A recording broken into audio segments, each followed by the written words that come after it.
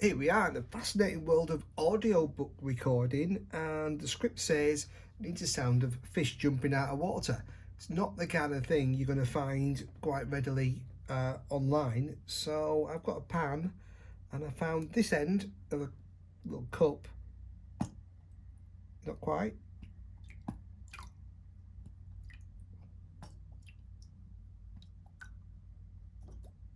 It's better. Yeah. Just take a few of these.